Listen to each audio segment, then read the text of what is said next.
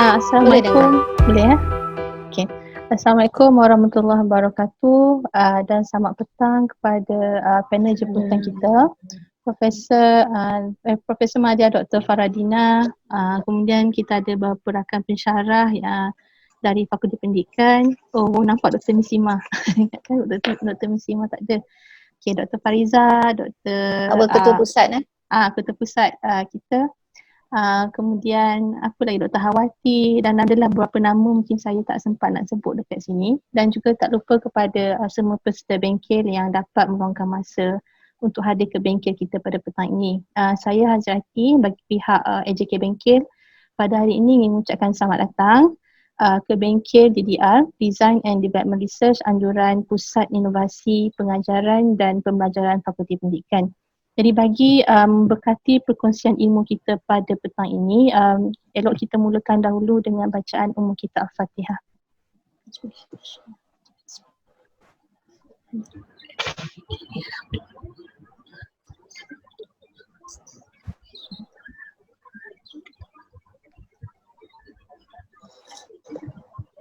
Terima kasih jumpa kami.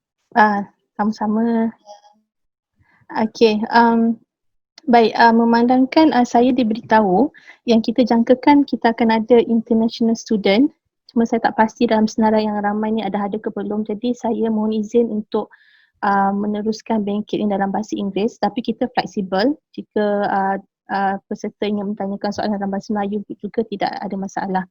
Jadi saya teruskan dengan bahasa Inggeris. Jadi so to continue with this session, allow me to introduce our speaker for this workshop. So, Associate Professor Dr. Farrah Dina adalah speaker kita. So, she is an active scholar researcher practitioner in the area of higher education, Web 2.0, social media, educational games and mobile learning. So, she has published more than 20 high-impact journals and recipients of various national and international prestigious awards, including Outstanding Journal Award, Article Award 2015, Outstanding Journal Article Award 2015 USA, and Outstanding Women in Humanities and Social Science 2018 by Venus International Foundation, to name a few. So recently, Dr. Farrah Dina has won the 3rd place in Anugerah Khas Menteri Pendidikan Malaysia, Reka Bentuk Kurikulum dan Penyampaian Inovatif AKRI in 2018. So with research grants accumulated more than 1 million ringgit Malaysia, banyak tu. She has led and engaged in various national and international collaborative projects with scholars from Australia, USA, Thailand and Philippines. So currently, she owns 4 patents, 15 copyrights and 21 trademarks. So her products and innovations in the area of teaching and learning have been awarded gold, silver and bronze at various national level competitions. So Dr. Farrah Dina is currently the director of University of Malaya's Academic Enhancements and Leadership Development Center, ADEC. So thank you, Dr. Farrah, once again for joining us this evening. So before I hand over the session to Dr. Farrah, so a short briefing about the workshop. So Dr. Farrah Dina will conduct the workshop for about 1 hour, and then we will continue with Q&A session after the session. So during the workshop, our admin will set all participants' mic to mute mode so that we can give ways to Dr. Farrah to present. And also please take note that this session is recorded and we will share the video later. Okay, so without further ado, I would like to hand over the session to our panel, Dr. Farrah. Dr. Farrah, over to you. Thank you so much, Puan Hazrati. Assalamualaikum warahmatullahi ta'ala wabarakatuh, and very good afternoon to everyone, all the participants. Thank you so much for your interest in this topic. I intended it should not be a lecture, or it's just a sharing session and also discussion, because all of you are been doing research in the area of DDR, Design and Developmental Research. So this is nothing new to you.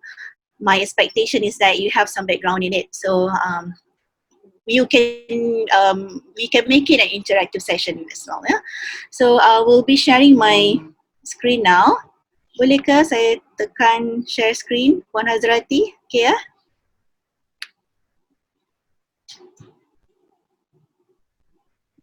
Sekejap. Okay, can you see my screen, everyone? Yes, yes. Okay, thank you. So the topic of our discussion today is Design and Development Research, or DDR in short. So the structure of our presentation will be,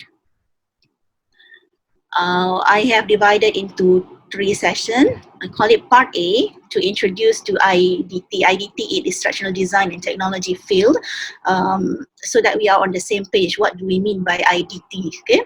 So then we'll discuss about Design and Development Research itself, DDR, and I will be talking about the 2 categories of DDR, type 1 and type 2. Everyone is familiar with this, but this is just refresher module. Okay, so part B is more into how to apply DDR into our research, and I put some notes, I call it some considerations. Okay, and the closing part is about Q&A or discussion session. All right. Now the introduction session will be on IDT and also DDR.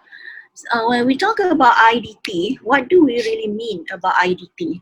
Okay, the instructional design field has been in existence for so many years. Okay, since the birth of, some say since the birth of internet, some say birth of it comes together with the military innovations. Some say it comes with the library innovation. Okay, whatever it is, they have some in common. And by the way, scholars in the field of IDT don't really agree with one single definition, and that's why we think that there are so many variations. Okay, so my supervisor friends, you probably will see students coming doing their research with so many aspects of it. Okay, so for student, you think that alamak besarnya, why is it so so big? Okay, so you can read about other people's definition, but for this session, this is what I want to highlight. Okay, to me personally, IDT, or Instructional Design and Technology, is a systematic planning of learning experiences that encompass 5 phases. Okay, analysis, design, development, implementation, and evaluation, with the purpose of improving an individual's learning experiences and performances. Okay, you can notice that I have highlighted in blue some of the word. Okay, it is systematic, because if it's not systematic and unplanned, it cannot be instructional design. Because when you want to run an instructional design experience or a course or a module or a teaching, you need to plan first. So that's why the word systematic is important. Second, is not just about learning products. It is about a person's or individual's experience. Okay, so it's about planning and someone's learning experiences. So when we give this kind of definition, we immediately, if it is me, I will immediately think of a person who I want to mold or shape. Okay, the learning experiences. So how do I do that? By doing the 5 phases. Okay, I know you already familiar with ADDIE model. You call it model, but I talked to Molenda, Michael Molenda, who was the first or the father of instructional design field. When I was doing my PhD in US, I had the opportunity to meet him in person. So excited. So we discussed about a lot of things, and one of it, he said that people keep on saying AD model, AD model, AD model, and I don't like it. He said it's supposed to be a framework. So now I teach my students, it's not AD model, it's called AD framework. Why? Because framework is much more generic. Okay, if you have a model, you have to follow it step by step, and there is sub module in it, okay, or sub step in it. But if you call it a framework, it can be renamed. And by the way, the 5 phases of design is not primarily come from our field. Okay, it comes from other field. Okay, so we call it AD framework. So what is the purpose of doing this? It is to improve a person's learning. One, to improve the person experiences. The experience may not be learning that we plan for them. It could be something that they discover when they come to our training or our learning experience design. Okay, and also to improve that person performance. Okay, so these are the keywords that I hope that you will remember when we do this session, because all my sessions are related to this. Yeah. Next, what is design and developmental research? Okay. If we want to do DDR, okay, students especially will have to cite this person. If you don't cite these two person, Richie and Klein, tak sah. It's like you're not doing DDR. Maksudnya your literature review tu tak lengkap. Okay, so what is DDR? It is a systematic study of design, development, and evaluation processes. Okay, so I highlight the word processes, meaning that when you want to do DDR study, you have to make it into a process, the 5-phase study, with the aim of establishing an empirical basis for the creation of, so these two authors are very nice, they include instructional and non-instructional products, okay, and tools, and new or enhanced models that govern their development. If you notice, and we will talk about this later, so the systematic design, the DDR is a systematic design of study, okay, with the 5 main phases. And if you look at this, you can immediately see the 2 types of DDR. Okay, one is focused on products and tools, and the other is focusing on the models, the instructional design models. So this is quote from Richie and Klein. Okay, now having to know this definition, let us see whether DDR is not about. Okay, so it is not a study about, number 1, instructional psychology or learning sciences. These are 2 different fields or 2 different sub-fields in education. Okay, so we don't really focus on the sciences or the the mindset of learners. Okay, we focus on the processes. You look at the left side. We don't study about the media delivery system comparisons or impact.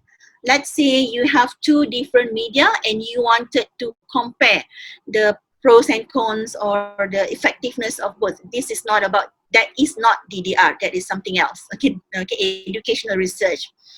So it is also not message design studies. For example, you wanted to see perhaps whether the messages delivered in one medium is better than the other medium. That is not DDR.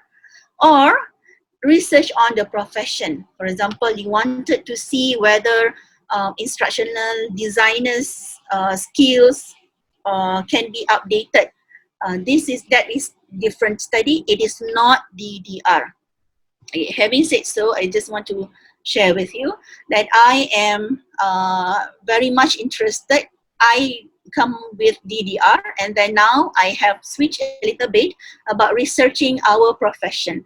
If you have read or have heard about civic-minded instructional designer, so that is my research interest, okay, at that time. Now it's a little bit sama lah, tapi I mix into something others. So remember, DDR is about the processes of producing instructional or non-instructional products and models, not about the one that you see on the right side, okay? Now, when we talk about design and development research, we can do or we can apply any methods, okay? Because DDR itself is not a specific method, it is a methodology. Okay, you can discuss with your lecturers in research methodology class, it's different. So if we want to do research in DDR, we can either use mixed methods, quantitative methods, or qualitative methods. But it has to be, okay, the main syarat, or okay, the main component of your research must be authenticity. What is authentic? Authenticity means authenticity or real life projects. Okay, authenticity meaning something that is happening. It's not something that you fikir-fikir, angan-angan. It's not about prediction. It's something is happening. You are doing DDR research is to help solving real problems and not hypothetical problems. That is the main component of DDR. Okay. Now, everybody now will talk about type 1, type 2, type 1, type 2. But sometimes this type 1 and type 2 are, how can I say it nicely? Confused. Okay, now, categories of DDR, Ritchie and Klein and Nelson said they divided into two. Okay, two categories. The first one, research on products and tools. What is products and tools? Those are the learning materials, the curriculum, what else? The e-learning course that you develop, or we can say output of your DDR research. Okay. Research on products and tools are also called type 1. In Ritchie, Klein, and Nielsen said this is type 1 research. And many of us are doing this, I believe. Huh? But it also be known with other names, which made us even confused. Okay, for example, it is called design-based research by Wang and Hannah Finn. Okay, DBR. Sometimes people ask what the difference between DBR and DDR. So it is clear in Ritchie, Klein, and Nelson that DBR is one type of DDR. Okay. Second, Driscoll in 1984. Driscoll is his work is more on the IT or instructional, information technology field.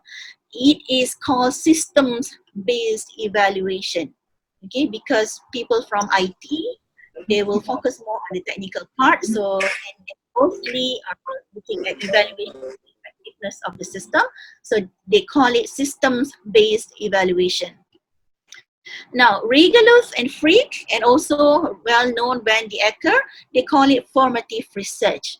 Okay, because in DDR, there is one aspect of evaluating formatively the product that we design. So you can focus on that. I will show you the visual of it. Okay, so type 1, okay, specifically on research on the products and the tools. Okay, and you can call it by other names. Type 2 is quite rare for us to see, but there are people doing it. Okay, because it's on research on design and development model. What do we mean by this? I'll talk about that later, but just a brief introduction. You research on the model, the instructional design model, whether that model is applicable when you design and develop your own product.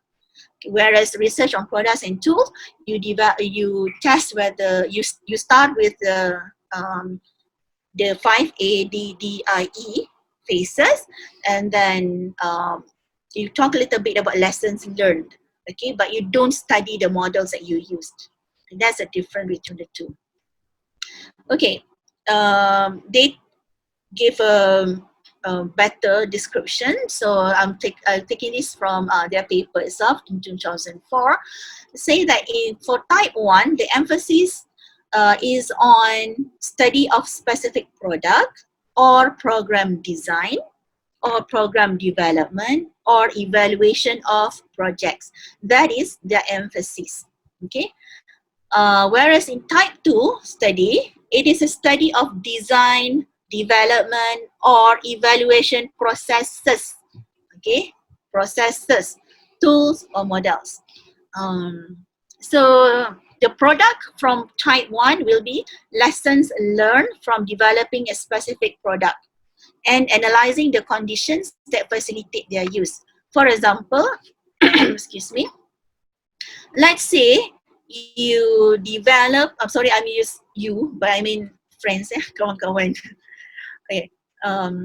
So the product from type 1, let's say we created a courseware, okay, on learning tajweed, for example.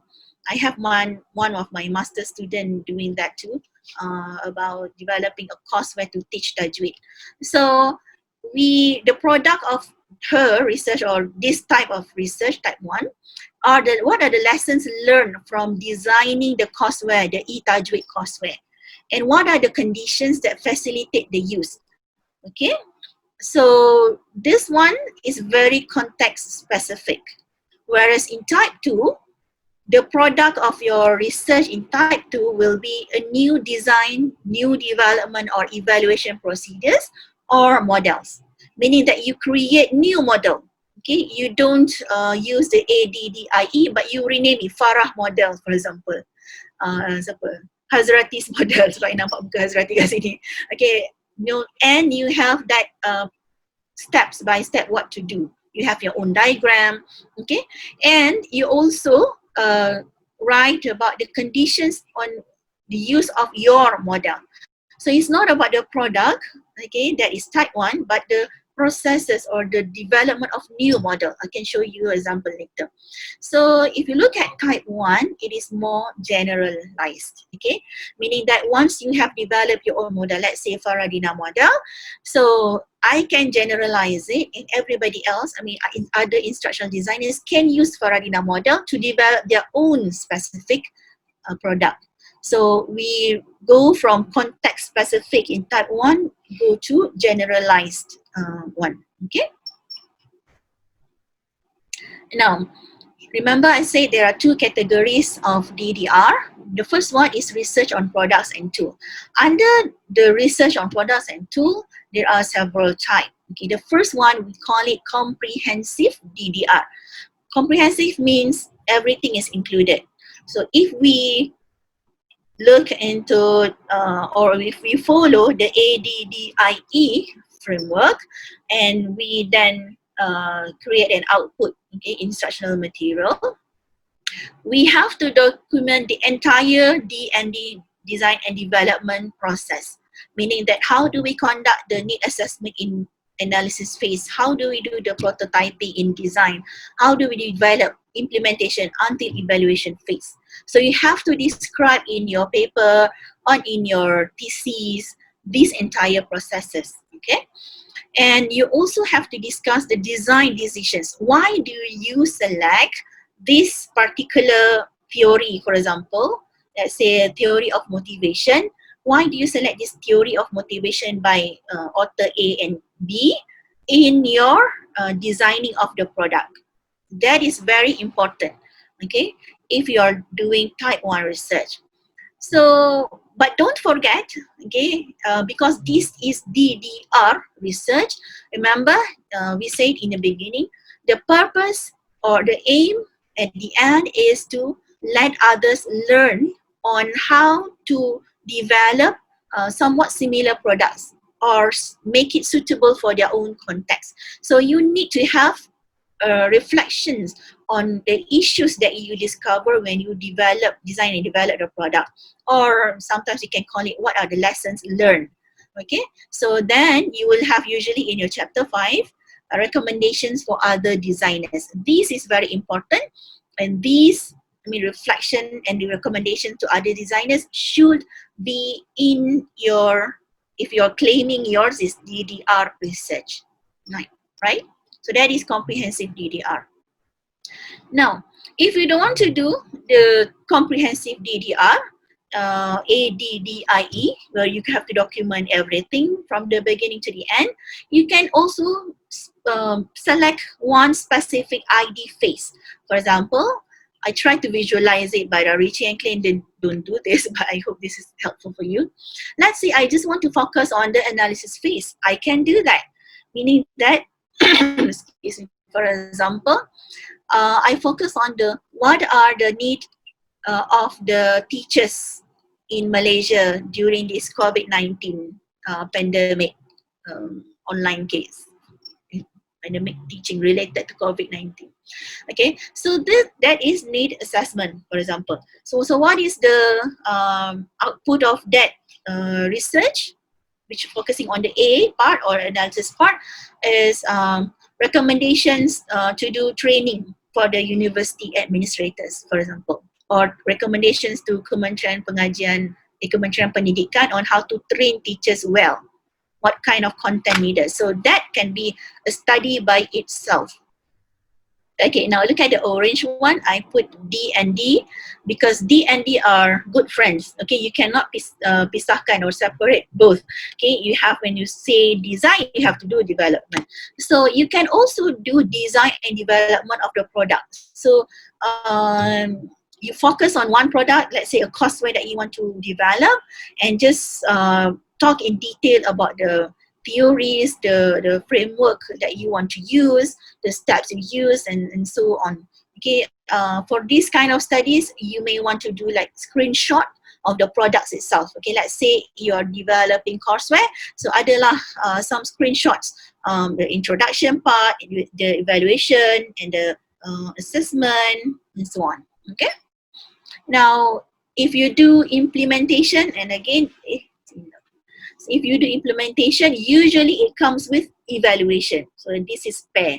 Okay, if you have a product, you don't develop it, you found it. For example, there is an app you would like to use. Apa app ni? App A lah, senang. Okay, so let's say you discover this app A and you wanted to see, you want to implement it in your context or your students, let's say university students tahun 1. So then you want to evaluate the effectiveness of that product that you don't develop.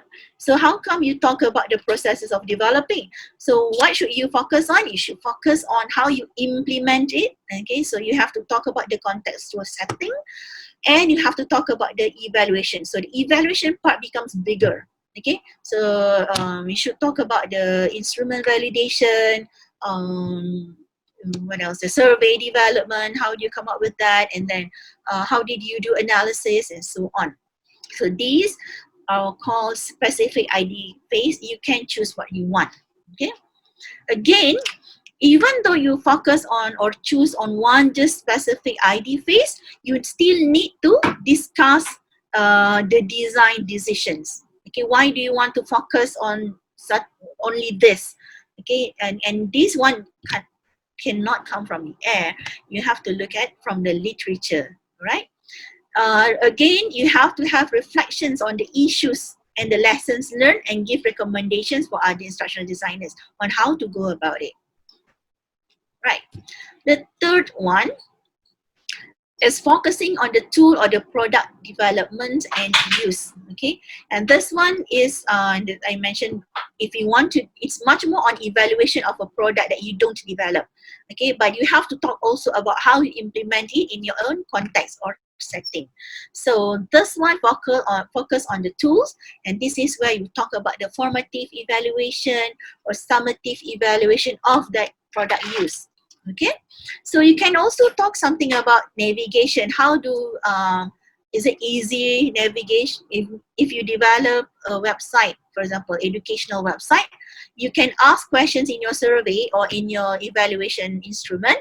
How do the users experience the navigation, or the functions offered in that product, or efficiency or ease of learning, and so on. Okay, you know, you probably have heard this, what do you call that? The theory, apa nama teori tu? Tiba hilang tak? Okay, I tend to do that. Ada nama teori tu. There's the theory that I always use, but now I forget. You tahu. Yes, correct. U-Taut model. Siapa nama Azmi? Siapa nama ni? Who's the tokoh? You remember? Venkatesh. Wah, bagusnya. Okay. So these are Venkatesh model and U-Taut and TAM model and so on, where they come with. Okay, so you will use this a lot. But let me share with you, I've been in some editorial board journals and also been reviewer for some high impact or ISI journals. The editors literally told the reviewers, do not accept any UTAUT ke UTAM ke model because it has been over researched, over documented. Okay, and this model doesn't come really from our field. It comes kita pinjam. Okay, it comes from other field like marketing and business field. Okay, and also from computer science. So we actually education usually instructional design technology we pinjam most of these models, and now it has been over researched. Okay, so if you're thinking of publishing your research, try not to use this as a whole. Contoh, for example, you take your evaluation studies only focus on the UTAUT model. Try not to do that. What you can try to do, and my suggestion is, try to take, let's say, 2 variables from UTAUT, 2 variables from other theory, another 2 from motivation theory, and so on. Okay? Yes. Sorry, I tend to membebel a bit. So you talk in this kind of research, you talk about its usage. Okay, how many students log into your system or your product, and most important is how do they perceive it can be improved. Okay, remember this is DDR. We always think about how to improve, how to improve, how to improve, how to help others, right? So that's the 3 types in type 1 research. So far okay ke? Am I too fast? Okay. Can I move to the next one, yeah? Now, the second part or the type 2 of DDR research, there are 3 subtypes of it, okay? And this one is quite rare for us to look into, but it is possible lah. Some people love to create new model, like I like to label Farrah Dina model, so I will just focus on this type 2 models. Okay, so the first one is about model development. Okay, model development is that you study the model. No, you don't study the model. You study. You do a product, but you don't discuss the process of designing it. You focus on the steps that you use to do it. Okay, for example, and this result in new or enhanced or updated ID model. Okay, let me share with you a paper I did in 2008. It's about instructional media production. Let's see if I can change. Do I share screen or I share? Okay, I'll try to bring the paper. Can you see the paper on your screen? Yes, yes. Okay. So this is the paper that come out from my instructional design course that I took in US, okay, when I was studying PhD there. So in one of the courses, we have to do consultation with real people. If I'm not mistaken, this one with okay. So in this, the context of the study is that we help another lecturer who is teaching a group of elementary teachers, if I'm not mistaken, on how to do multimedia production of their learning content. So if you look at the paper, okay, the title will be A Practical Instructional Design Approach. So right from the beginning, I'll talk about the instructional design approach. I don't talk about the product that I design. Okay, then I give the context, which is instructional consulting environment. So then I talk about a little bit only about the context, and then I talk about the methodology. The methodology is very important. So I give the setting. So this happened in the university in a 3-credit-hour course, and then what the project is all about, okay, and how I mentioned here who are involved in this project, because this is important when you want to later talk about the recommendations for other designers. For example, here I talk about a mixed group of 4 beginners. Macam ni, ya? You can see that. I said a mixed group of 4 beginner and intermediate level instructional designers were involved in designing and developing a tutorial-based instructional material for pre and in-service teachers on creating KidPix software into reading and language arts curriculum. So here I give the context. So it's about 4 people working in a project. Okay, and then who are the clients? I talk about the client, and then I talk about who are the SME, subject matter expert. So I talk a little bit about our relationship in it and how we come up with doing the project. And then mode of inquiry is using Sean. Okay, Sean is talk a lot about reflections in designs. Okay, so if you want to do DDR type 2, yours will be usually you have to state him or quote him. Okay, kalau tak sah. Alright. So I don't come up with my own model. Okay, I'll show you what the paper is all about. Okay, so I come up with this. Tak boleh, I don't know how to kecilkan lagi, but this one lah. So this is the product of my paper, of my research for this paper. Okay, so I name it Farrah Dina model, tapi tak ada lah kasi ni. Farrah model, for example. So if you look at this process, it's quite similar with the ADDIE framework. That's why ADDIE cannot be called model.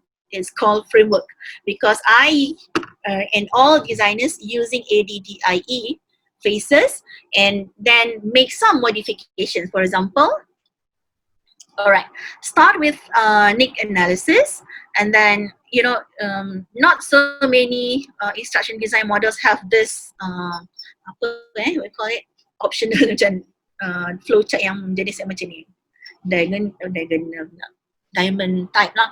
And then so for what is different from this is that for each of the phases in ADDIE there is a blueprint that the designers have to create, have to become one of the output. So that is one contribution of this study. Okay, second, in all processes we have to do FE. FE means formative evaluation. Okay, like this.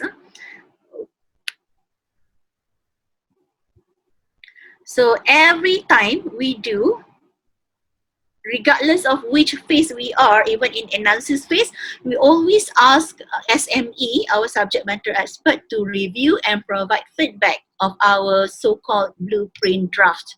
So once the SME have reviewed, then the ID team, the 4 members, will approve first. Okay, and then if we approve, we can go to the next process. So that is another second contribution of the study to the DDR field. Okay, so this is how you, if you are interested in researching the type 2 DDR, this is the product that you should come out in your paper on your thesis. So then I will explain, okay, if you want to use this model, so this is what you're going to do in analysis phase, what you have to do, and in design until the evaluation phase. Okay, so again, remember DDR, we need to talk about lessons learned. So I then have the practical implication subsection at the end of it. Okay, so I said, okay, I besarkan sikit. I said, following are some of the main lessons learned when following this practical ID approach as a means to improve instructional design culture and practices. So I mentioned 1, 2, 3, and 4 lessons learned. So these lessons learned are not for anybody. It is for the designers, our fellow designers, so that when the designers or other instructional designers from other university or from other country wanted to use my model, okay, they are aware of this lessons learned and they can improve it better, because the aim of this research is to improve our current practices. All right, that's one. No questions so far? Nanti teruskan dia. Now that is the first one of the type 2 research. Now going to second type of the type 2, okay, it's called model validation. So model validation is it's not so much different from model development, but model validation, you have to use a lot of, I can say most will use statistics lah. Okay, so we have to do rigorous validation of the model, components of the model. So most probably you will see correlation. People talk about path analysis or SME. It can be done also qualitatively. Okay, so but I'm just sharing with you my experience as reviewer and also board member. Um, you can see it's not fair for me to say that they are saying this because it's like a hidden rules lah. But reviewers and editor of the board members know about this. If you have only pure qualitative research, DDR research, you have to make sure you have rich data in it and you really triangulate it, meaning that you have to defend better. It's the same thing with if you have done it quantitatively, but quantitatively you have the numbers to back you up.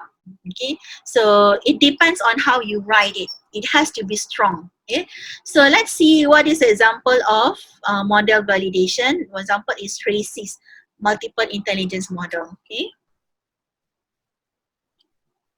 Monica Tracy. She is also one of the popular figure in our ID world. Okay, so she talked about design and development research, a model validation case. Okay, let's see what she talked about.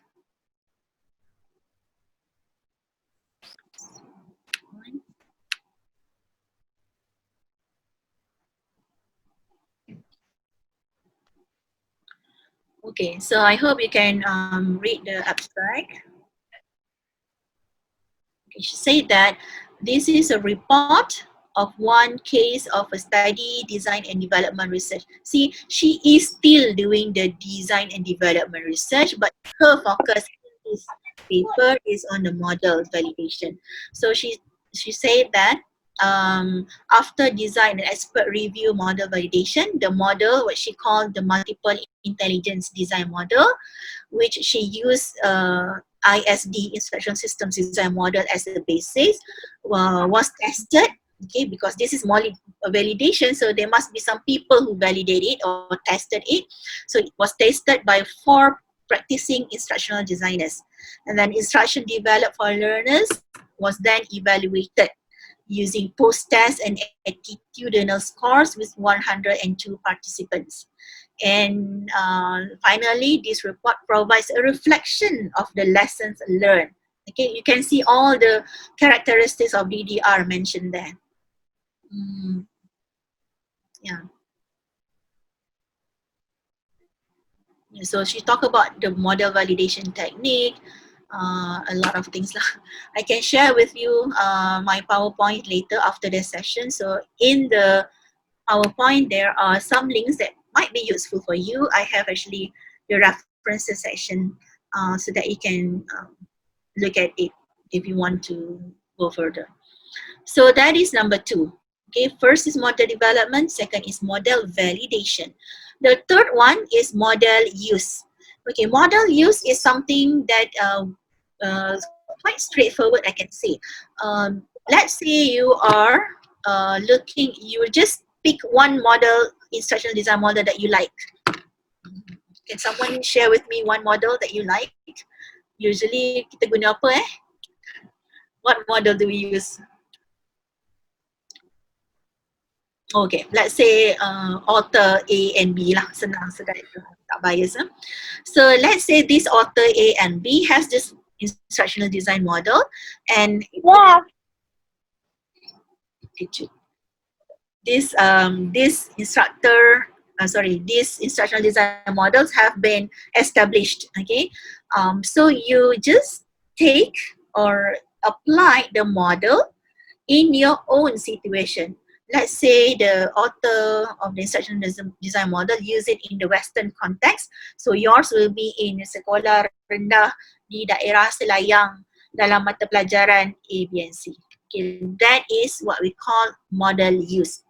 So what do you want to discuss about in this kind of research? You want to discuss about the conditions that impact the use of the model. Okay, remember this is research on D&D models, not about the product. So you want to talk about the conditions that make the model useful or something that needs to be improved in the model. And you may end up with the first one, which is model development, having your own model based on that model that you use.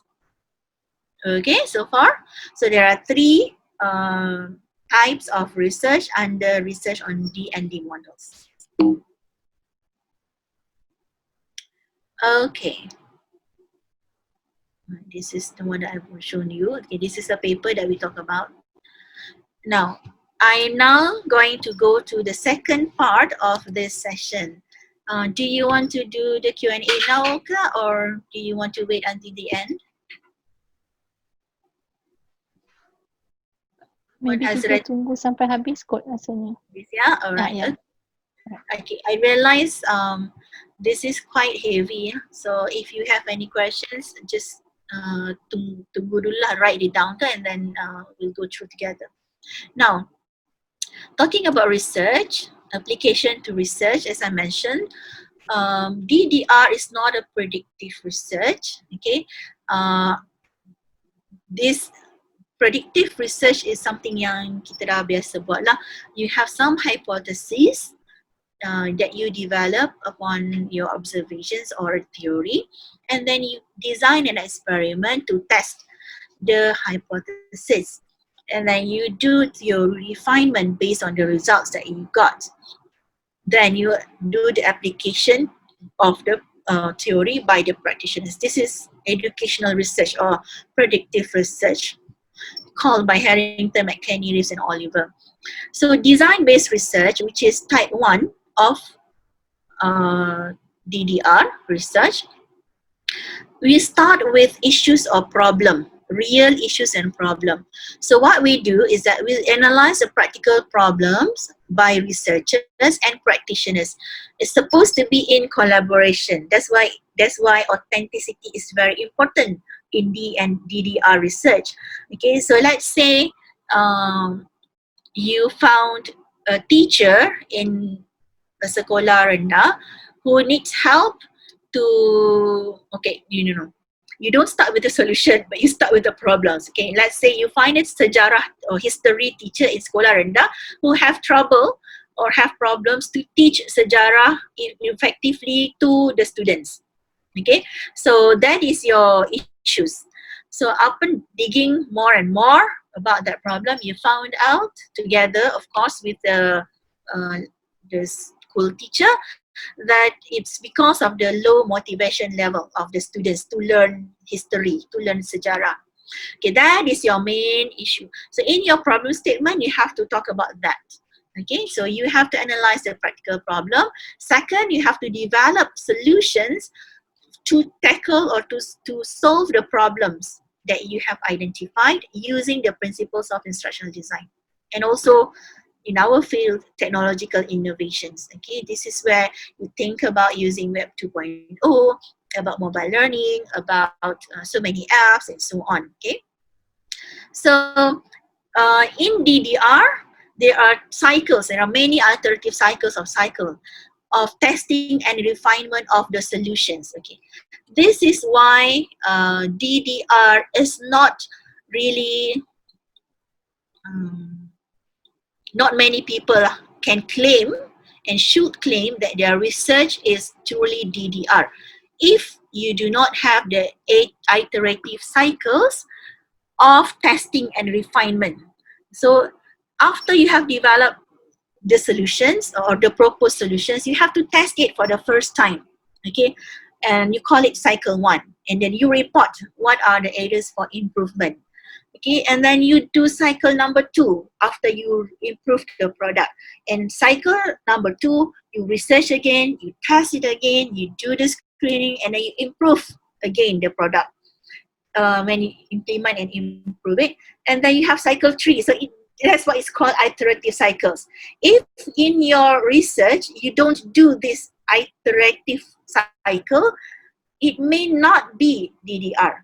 Okay, it's at some point the scholars want us to show that the target audiences or the SME are happy with the product or the solution. If not happy, it is satisfying. And in only you and them can define what is satisfaction to you and them. Okay, so one of the main feature in DDR, it must be iterative cycles, right? And again, reflection on or the recommendations of the design principles that you have experienced from the many cycles that you have done. Okay, so that is DBR under DDR. Now, I'm aware that I've been told also that many of these participants of this session may be students or researchers in the area. So I have also put it this. How to do it based on the thesis. Okay, let's say I hope this is okay with my friends, my lecturer friends. The research proposal or the research structure of the thesis. How many students have problems with, my students also have problems to identify how do we make or embed the DDR in the standard form of thesis. So usually we have 5 chapters or 6 chapters, right? Okay, I'll talk about that later.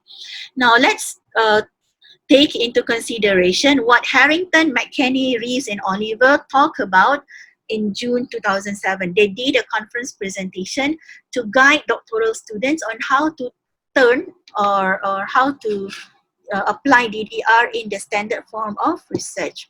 Now, so they make this table.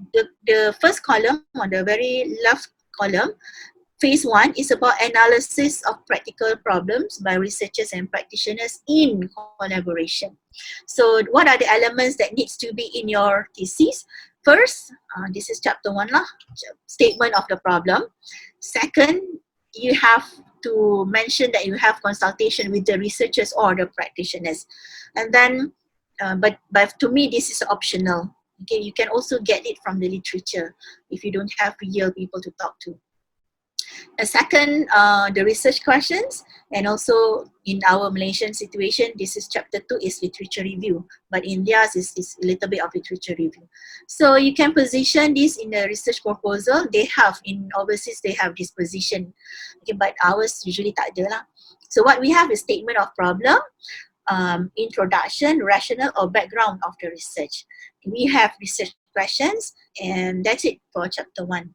Okay, for phase 2, the development solutions, development of the solutions or the product, which is chapter 2 in our Malaysian thesis structure. So we start with the literature review and then the theoretical framework, which is very important. Because when if you want, regardless to do type 1 or type 2, you have to have the theories of learning that you wanted to look into. Okay, so you have to talk about the theoretical framework in chapter 2. And then you should also talk about the development of draft principles to guide the design intervention, because this is what differentiate DDR with other educational research. We need to talk about the principles of developing it. Okay, so this is where you put in the ADDIE steps or stages. Okay. Third, the third phase is iterative cycles of testing and refinement of your solutions in practice. So this is similar to the implementation part. So in our chapter, in our thesis, we talk, or this is if in is methodology part lah, chapter 3, you talk about how you implement it. The first iteration, and then the second iteration, the third and fourth, and so on. You talk about the participants. How do you collect the data? How do you analyze the data? And how do you implement it? Okay. If you have second or further iteration, again, you talk about the participants, the data collection, the data analysis. Sometimes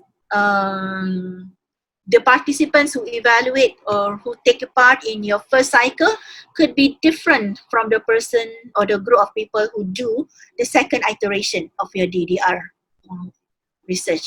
Okay, and you must give some justifications to that. The fourth phase is reflection to produce the design principles and to enhance the solution implementation. So this is more of a conclusion part lah. Okay. Alright, sorry. So looking into what Harrington has proposed, I think in Malaysian situation and also from my experience as supervisors, I usually recommend this to my students. Okay, the chapter, it could be different in UKM or in your respective university, but to me, usually whoever do DDR research will have 6 chapters instead of 5. Okay, the first chapter, again, this is an introduction. You talk about the statement of problem, then research objectives, research questions, and definitions of terms. Okay, in chapter 2, you talk about the theoretical framework and also conceptual framework. I'm sure you know what's the difference between both. And the third chapter, which is the methodology chapter, you talk about the model that you use or the model or the steps you use in the ADDIE framework too. Okay, so you start with the analysis, phase 1, and then design development, and then implementation. And in this implementation section, you perhaps have subcategories of iterative cycle 1, and then subcategory of iterative cycle 2 until the end. And also the last one is evaluation. So that is chapter 3. And chapter 4 focus on the data collection. So you have context, you talk about the context, the participants or the target audiences, the data collection strategies, and also pilot testing. Okay, don't forget pilot testing is also important. But it depends on the topic of your research. Some research may not require pilot testing. But if you are validating research model, especially in type 2, DDR, you need to have the pilot testing because you want to validate the instrument. Okay, next you have chapter 5, data analysis and findings. And finally, chapter 6 is the conclusion. This is where you talk about the implications of your research to the theories of ID or ID model or ID framework, and your recommendations to other designers who want to use, who want to replicate your steps. Okay? Yeah. I just wanted to share this. You know, in type 1 and type 2, most people say if we do DDR, there's only one way of doing it. There's only one method or methodology, which is not correct. Okay? You can and you should actually have multiple methods to complement, or in research words we say to triangulate your data. Okay? Even though you do qualitative study, you can't just say this is one case study. But you have to say, oh, I have a case study, I have in-depth interview, I have field observation, I have students' reflection, and so on. So that's why we say that DDR is a rich data. You must portray the richness of your data. If you fail to do so, that is not really a good DDR. Okay. Yep. So that is for type 1. These are the recommended methodologies. I just want to say that for type 2, model validation especially, people now the trend is to do SEM, SEM, structural equation modeling. Because in the past, we talk about recommendations, but you have seen my paper, that was in 2008. My recommendations to the other instructional designers are qualitative in nature, meaning that, okay, you should do this, don't do that. If you want to do A, you have to do B first, okay, that kind of recommendations. But if you want to publish in a high impact journal, ISI journal now, they want you to back up your data, okay, your recommendation. So one way of doing it is using SEM, meaning that, okay, you have a number, specific values to say, my recommendation 1 is based on my this value, you see, and also back up or triangulated with my in-depth interview. Okay. So then the DDR research is excellent. But it's quite rare for me to see this kind of DDR being done, because it's not easy. It will take several years for a single project, okay, because the iterative process. That's why I don't really encourage my students to claim their research as DDR, because I fear that they don't really follow the strictness of the DDR methods, and that is not so good, not good for them, and also not good for our field. Okay, we claim ourselves as instructional designers, but our research is like caca merba, tak solid, not nice. Okay, it's not good for our field. Okay, nanti orang lain pun ketawa kan kita punya field. That's not so good. Okay, so we must make sure that when we do DDR research, we do it well, we do it excellently, we do it systematically. Okay, so that people won't question the quality. Now, this is almost end of this session. I just put some considerations for you to consider when you want to do DDR research. Now, these are based from my experience. So in your problem statement, okay, I'm talking more to students if you are interested to do this. You don't write much about the solution. Okay, you must focus your problem statement on the problems or issues faced by your targeted audiences. As I mentioned, you talk about, you found a problem, a sejarah teacher, a history teacher in a school faced a motivational problem. So that is the focus of your problem statement. Now, after you have talked about the problems or issues, then you propose the solutions. Or in our terms, we call it educational interventions, because the product or the learning experiences that we want to give to our targeted audiences are actually interventions. Okay, and you have to make sure that the solutions is really what they need, your targeted audiences need. It's not something that hypothetical. Okay, I have seen this a lot when students come with solutions. Doktor, saya nak buat ni, saya nak buat app ni. Oh, app ni bagus, this and that. I say, okay, tell me what problem can this app solve? And then like, oh, okay, we'll take time for them to talk about, okay, which is not good. Huh? You have to think about the problem, then propose the solution. Now, research purpose and objective, you need to make sure this is aligned. Kalau the lecturers kita dah biasa dengar lah ni, constructive alignment sampai dah tertanam lah dalam kepala.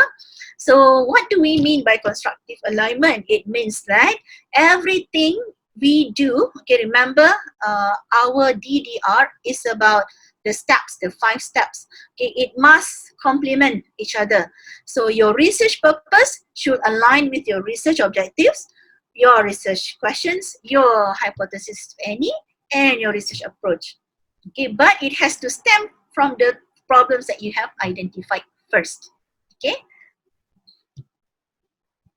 Okay, again, the research questions that you want to write, again, this happens a lot, and I hope we can together correct this, should not be written with the focus of the phases of instructional design. Okay, for example, okay, sebelum tu, but you should focus on the problems and the solutions.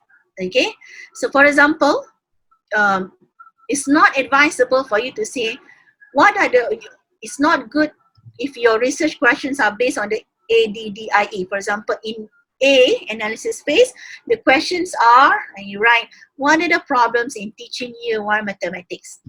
Okay, in design and development phase, you ask the question, what are the processes involved in the design and development of the ABC module, which is a solution for the problems to identify. And third, you ask, what are the perceptions of the learners, or what are the impact of this module that you have developed on the learners? Okay, this is implementation or evaluation level. This is not advisable, and it's not, Harrington said, it's not DDR. okay, not the real DDR. Now, what you can do is to turn it a little bit, okay? How would the theory XYZ be applied in the process of designing and developing the ABC module? Let's say the history teacher tadi has problem to motivate the students to learn history. So you then come up with a solution to develop a product and app that integrate or apply the theory of motivation in it. So your research questions should be, how do the theory of motivation be applied in the process of developing the app for history students? Okay, that is the correct way of writing your RQ research question. Second, how did or in what ways the online module or the online app, the history app assist the students? Let's say if you want to focus on creative development skills, you mention it clearly there. Okay, not just something very wide. For example, how did the module assist the students' knowledge? As it's not, it has to be specific. For example, what knowledge? Okay, history knowledge or multimedia development knowledge, if the students happen to do a multimedia project in that history class lah. Okay, so you have to be very specific. Okay, so this is the chapter 1 part. Okay, now in the methodology section, I have already shared with you. Try to diversify your research approaches. Okay, it is common in our field, not just in our instructional design field, but in education in general. Okay, I know some people in measurement and testing will marah lah, but yang selain daripada itulah. So most of the time we are very comfortable using qualitative approaches, and most of the time we'll use case study. This is case study. This is case study. Penat lah dengar. Because sometimes when they say this is a case study, they don't follow the case study characteristics. Okay, so again, I'm not talking much about that. Diversifying your research approaches, because sometimes it is difficult to define the model. If you are developing a model, difficult to define a model, and it cannot be generalized to other cases. Okay, so it's also consequently difficult to get buy-in from your journal readers. Okay, sometimes you talk about your product development. Okay lah, kita dah ada satu produk yang maha hebat ni. We have tested and looks like everyone got an A. Okay, excellent. Pandai belajar after using our product. But when you try to publish it, you just realize, my product is specific, context specific, meaning that only applicable to that people that you tested and designed it for, because that's the aim of the DDR. Okay, and the readers of the journal are, wide. Okay, they are coming from many countries, not just Malaysia, and not just specific sekolah that you are using the product for. So you need to think about how to make your applicable to others. Okay, so one way of doing it is to do triangulation and also diversify your research methods. Okay, so I have been experiencing, I was trained as qualitative researcher. I do ethnographic. Okay, ethnographic is not that easy to do, but I've done it. Okay, formally trained as qualitative researcher. Okay, but now I have ventured into quantitative. Okay, I'm doing a lot of structural equation modeling, SEM, and sometimes I do mixed method. Okay, why I'm doing this? Because I I look into the journals and I see that it's not, let me see, the future trend of our field should be something that is generalizable to others and beneficial to others. We have to document it. Okay, so now I'm trying to give some values to the qualitative cases that I've studied. All right. But I'm not saying this is the only way to do it. This is just some suggestions. Maybe your experience suggests others. Okay, in terms of data analysis, okay, if you really as you really want to do qualitative approach, okay, make sure you expose your rich data. Okay, one, expose the richness of your data, meaning that if you're doing interview, observation, make sure those are included in your data analysis and also in your writing. Second, which is not easy for all people to do, is the coding process. This is a challenge for those doing qualitative research, not just for DDR, but for education research in general. So usually when students come to Viva or even in UM we call Seminar 1, Seminar 2 meaning apa candidature defense, bukan candidature. Right, so they will say my research is qualitative, pure qualitative. But why once I ask them, where is your coding process? Show me your codes. Because if you are claiming yourself a qualitative researcher, you should be doing coding, right? So you have open coding, you have specific coding, show me the coding. They can't, okay? And in fact, sometimes they say, I do thematic analysis. Okay, if you do thematic analysis, show me the process from how many open coding, let's say 150 codes you have in the open coding stage, then you have make it into just 50 codes, and then you refine it into 5 thematic analysis. I want to see the coding process. Tell me where it is, and they can't. Okay, by right, my fellow friends who are teaching in education, they know this, and I'm sure they are practicing this.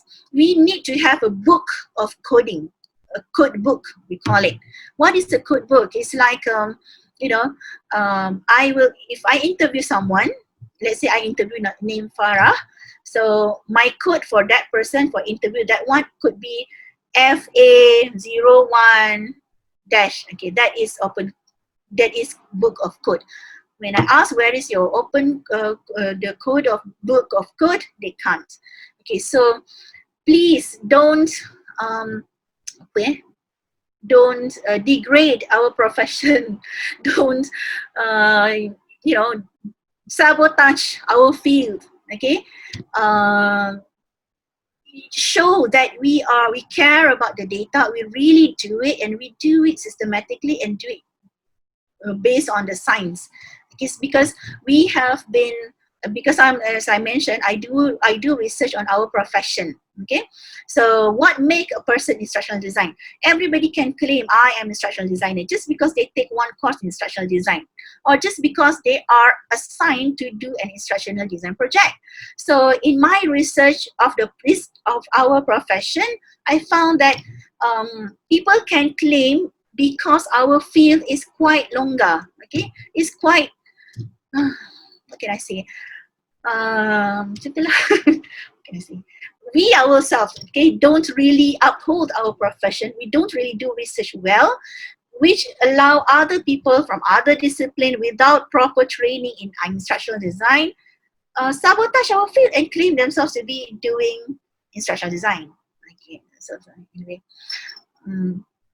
Don't just state that you have coded something, but tell your audience how you do it, with the purpose of that other designers can read and learn and replicate your process. Okay. Second, triangulate your data, use several methods, and this is very important. Please cite your data in your writing.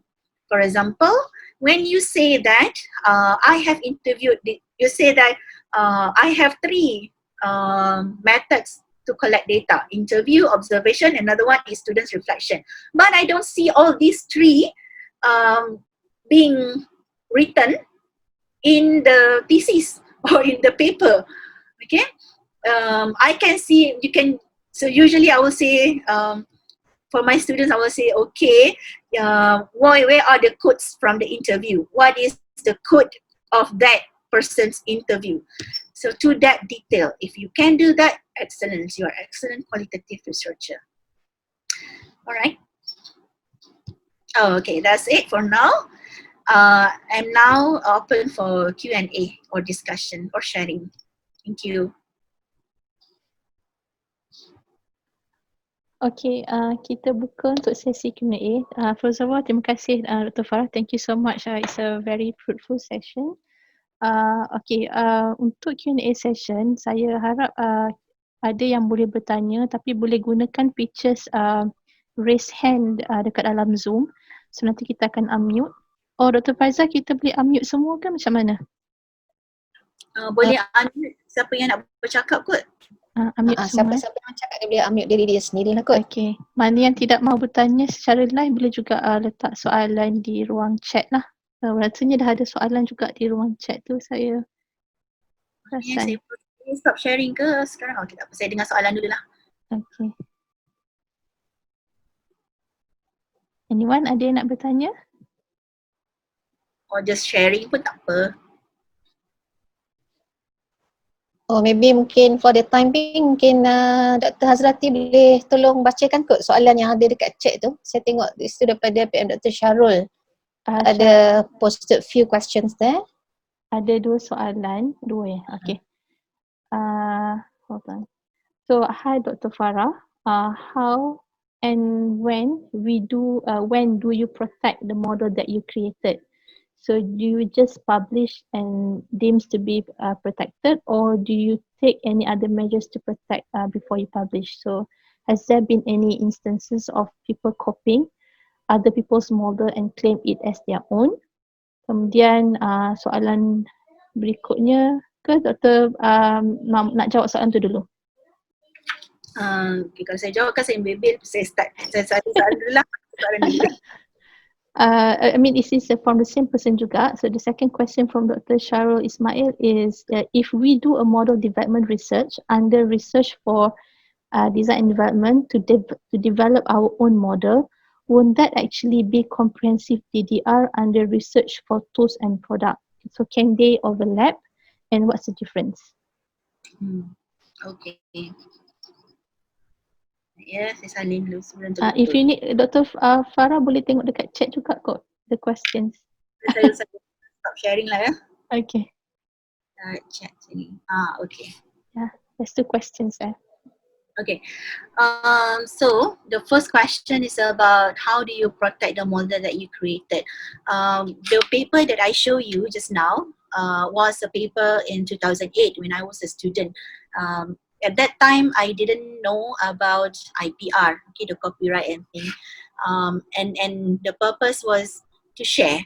Okay, but when now I learned that we have to protect it. So what I do, if I have a model that I think worth to be protected, I will contact in it's called UMCIC, the Commercialization Center, and register the model. In fact, I've done, I think one or two model I have registered for IPR. I have several, I think, it cannot be a patent. It's easy to be copyright, but one of the model that I did, I think I got a patent for that because it's quite comprehensive. So it is good if you can protect it first, okay? But sometimes we just want to share the model with others, for example, through conferences. So what you can do is that while you presenting the model, just mention that this is in the process of being copyrighted. So please cite this model as this way. Okay, that's one question. I hope that question is answered. Okay, regarding the model development, does it develop with, saya baca balik.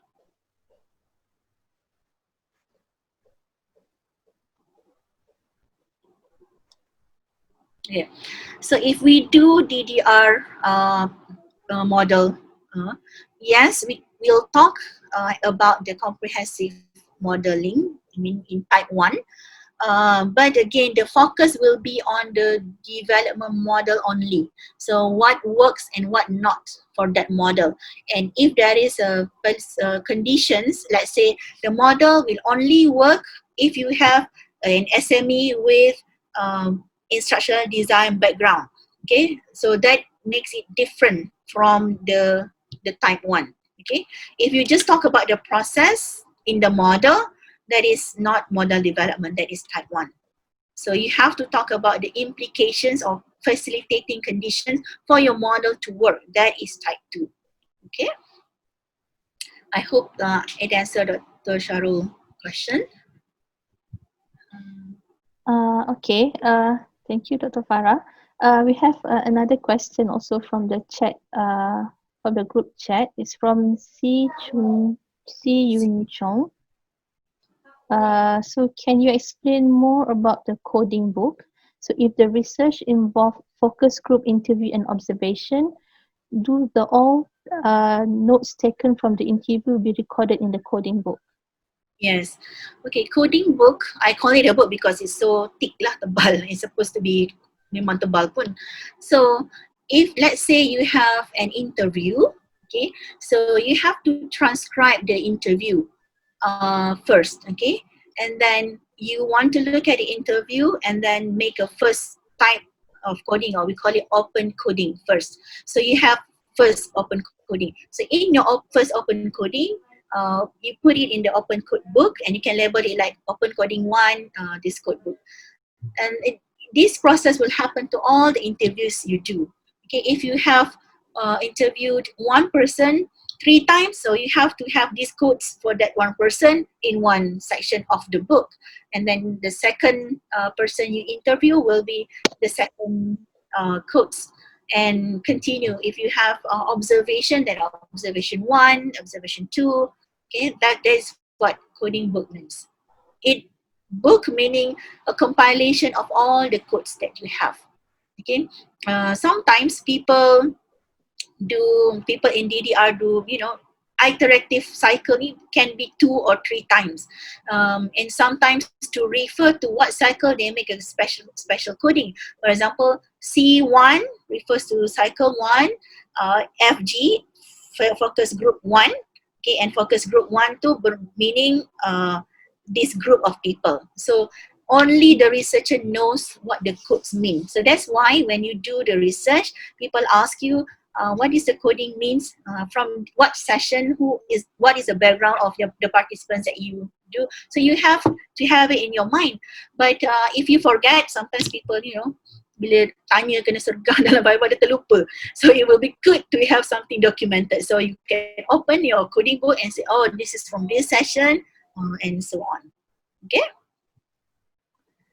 Miss Haida Umira Hashim.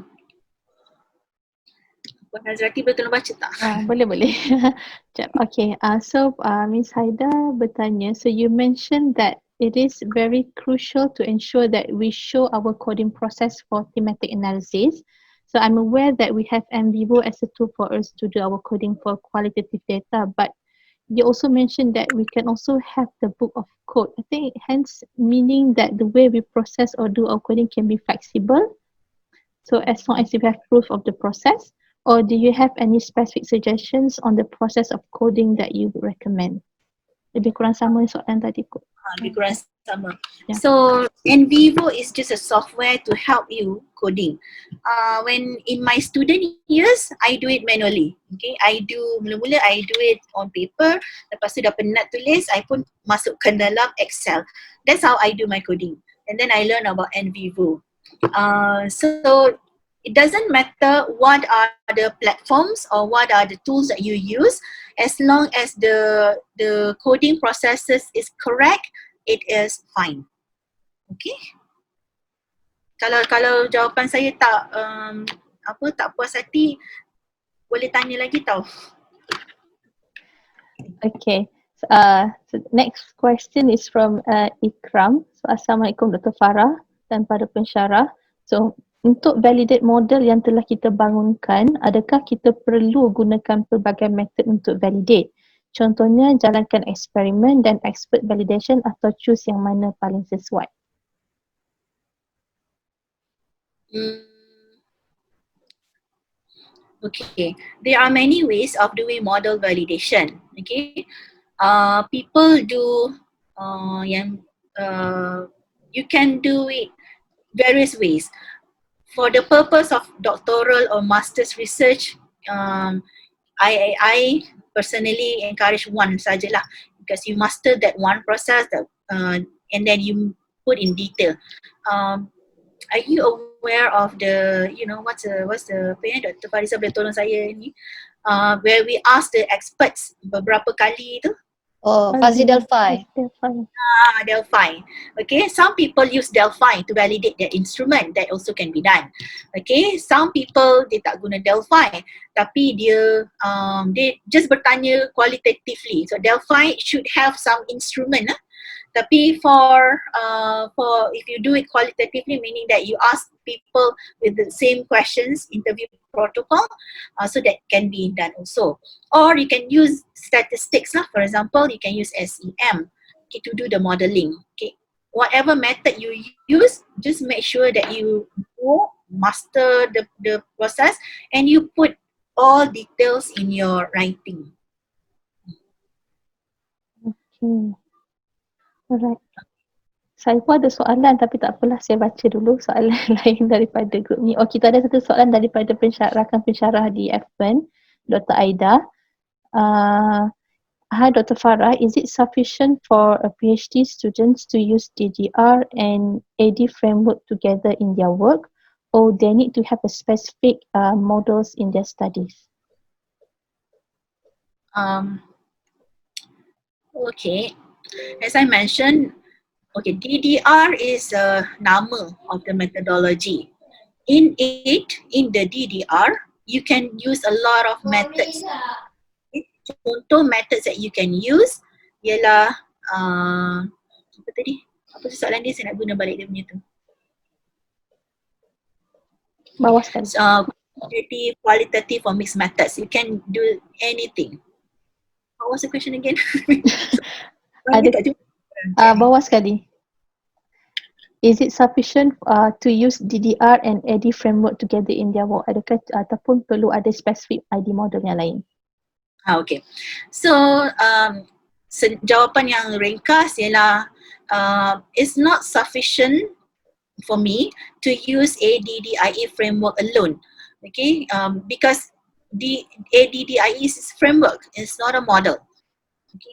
It will be good if you mention I'm doing this research based on ADDIE framework, but I am using Monica Tracy's ID model to help me in the design and development processes. That is something that we need, because everything needs to have a theory. Okay, and the model that you cite is actually based on or constructed based on a specific theory. So once you use that model, you cite that model, you then have to, in your theoretical framework section of the chapter 2, you will have done to talk about the theory and how you incorporate that theory in that model. Sebab in ADDIE framework, it's just a framework. It's just, there is no steps in it. But in a model, there is very specific what you have to do. Let's say in analysis phase, you might have to do 3 types of analysis in this model. Whereas in other model, you have to just do 1. So if you're a PhD student doing this, it will be good if you have a specific model that you want to cite in your research.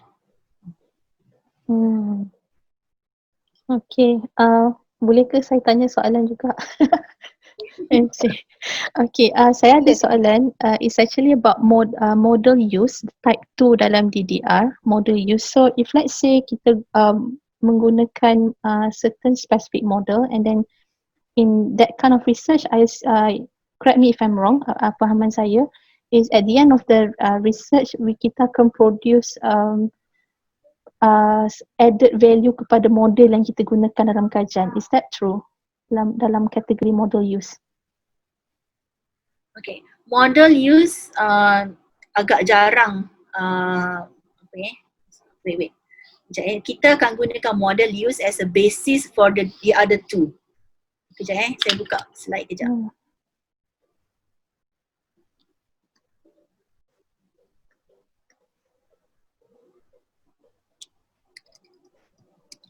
Okay, ni.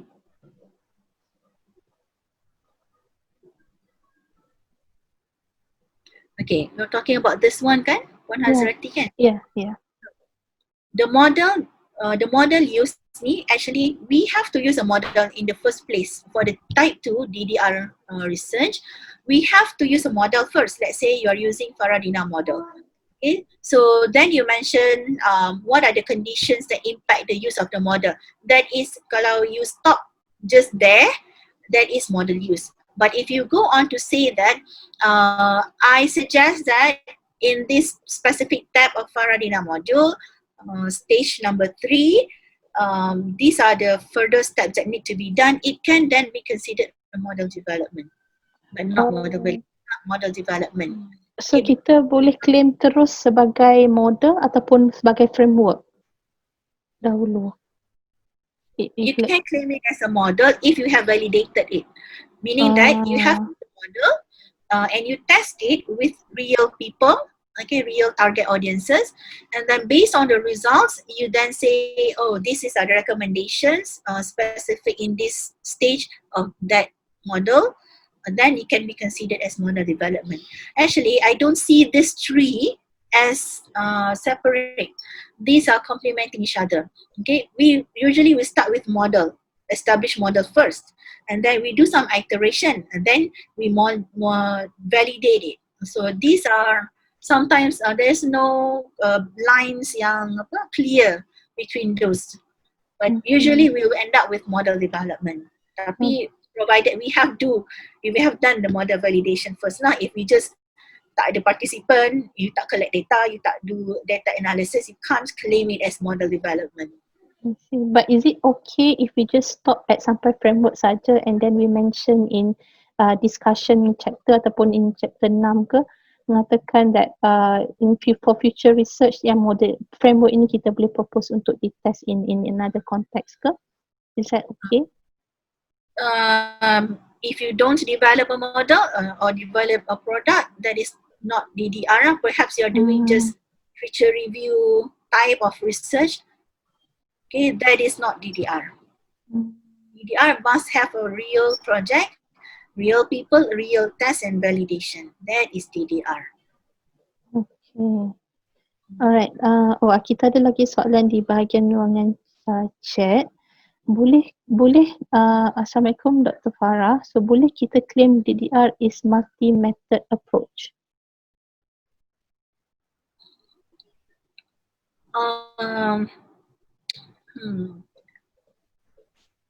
Multi-method in what terms, what types?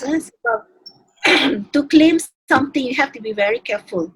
Memang kita boleh kata we use several methods for DDR research, but we cannot claim that DDR is multiple methods.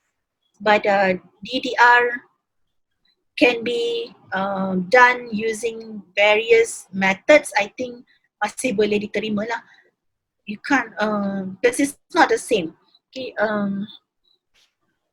if I were you, I will not take that dilemma or burden to explain further. But what we know is that DDR can, various methods can be done in a DDR research. Okay, but to say that DDR is multiple method, I think is not really correct lah, unless I tak berapa faham dia soalan. Okay, harap menjawab. And then Dr. Faiza, kita ada Dr. Aida Karim soalan, saya baru perasan. Is it, so in any master or PhD works, they either choose type 1 or type 2, or is it feasible to combine type 1 and 2 in the work? Wow. Usually you will focus on either type 1 or type 2. Okay, to combine will take time, years, okay, actually. To do just one, for example, model development, actually beberapa tahun juga to see, you have to test whether the model pada orang for another setting can be accepted. You know, you test with group 1 and then you test another setting, group 2 and then group 3. It self ambil masa. What lagi lah kita nak combine. But I also wanted to share my concern. Now, I've seen that some students think of DDR is just like, as long as I design and develop a product, that is DDR. Okay, again, I wanted to highlight here that even though you are developing products or tools or even models if you want, you have to make sure all the characteristics that we have discussed earlier are there. Okay, all the recommendations for other instructional designers, all the model development steps, the validation, dan sebagainya, it needs to be there. If I were you, I will only focus on specific type in that type 1, for example, instead of just buat semua, ambil type 1 and then combine dengan type 2. Agak susah lah nak buat if you really follow the steps. So I will suggest to focus on just one category or subcategory, okay, that is feasible for doctoral students. So if I can, Dr. Farrah, do you mind if I just interrupt a little bit? Boleh? Siapa tu ya? Okay, macam tu sebenarnya tadi tu I'm quite confused. I thought some of the students are doing a quasi experiment, right? So at the end of the day, the study will not only contribute to the ID or the model application, but also will see whether whatever they've been developing and implemented is effective or efficient in solving the problem that they've been identified earlier. So does that quasi experiment type of evaluation fit into DDR type 1? Okay, let's go back to type 1 ya. Because I see a slide say that is not research about the impact of the medium, something like that. I'm afraid I misunderstood that, so I hope I can get some clarification from you. Okay, thank you, Doctor. If you're talking about this one, the characteristic for type 1 and type 2, I think on the earlier slide. Ya ke, ada ke? The no for DDR type 1. So the DDR type 1 is not for something.